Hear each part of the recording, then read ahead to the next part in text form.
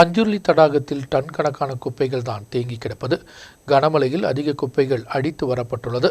இதுவே பிரச்சினைக்கு முக்கிய காரணமாக மாறியுள்ளது. கட்டப்பனையாறு வந்தடையக்கூடிய இடத்தில்தான் குப்பைகள் குவிந்து கிடப்பது. நகரங்களில் பல்வேறு பகுதிகளில் உள்ள குப்பைகள் தான் கட்டப்பனை ஆற்றின் வழியாக அஞ்சுருளி தடாகத்தை வந்தடைவது. பல நேரங்களில் நீர் உறவிகள் உற்பத்தியாகக்கூடிய இடங்கள் கூட குப்பைகளால் நிறைகிறது. கட்டப்பனை ஆற்றிலிருந்து ஒழுகி வரக்கூடிய ஓடைகளின் நிலையும் இதேதான். கனமழை அதிகரித்தை தொடர்ந்து பல்வேறு பகுதிகளில் தான் குப்பைகள் அஞ்சுருளியை லட்சியமாக வைத்து ஒழுகி வருவது. இடுக்கி அணையின் பாகமான அஞ்சுருளி தடாகத்தில் தற்பொழுது குப்பைகளினால் நிறைந்திருக்கிறது. அஞ்சுருளி தடாகத்தில் கட்டப்பனை ஆறு வந்து சேரக்கூடிய இடத்தில்தான் குப்பைகள் அதிக அளவு குவிந்து கிடப்பது. பிளாஸ்டிக் பாட்டில்கள், செருப்புகள் உட்பட உள்ள பல்வேறு பொருட்கள் டன் கணக்கான கழிவுகள் தான் இங்கு தேங்கி நிற்பது. கட்டப்பனை ஆற்றிற்கு பின்னால் இரட்டையார் அணையில் இருந்தும் மிகப்பெரிய அளவு குப்பைகள் இந்த பகுதிக்கு അടിത്തു വരപ്പെടുகிறது. പ്ലാസ്റ്റിക് മാലിന്യങ്ങൾ കുന്നുകൂടി നമ്മുടെ ഇടുക്കി ഡാം ഒരു വല്ലാത്ത അവസ്ഥയിലൂടെ പോയിക്കൊണ്ടിരിക്കുകയാണ്.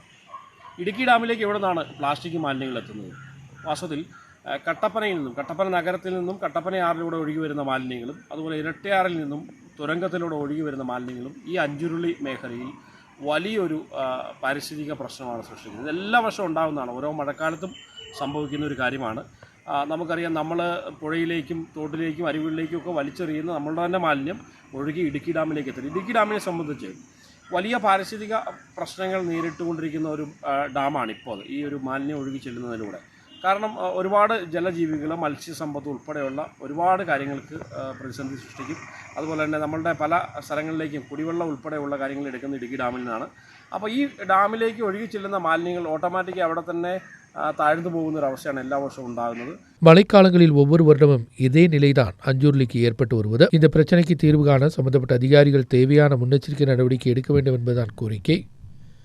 நியூஸ் பீரோ, கட்டப்பனை.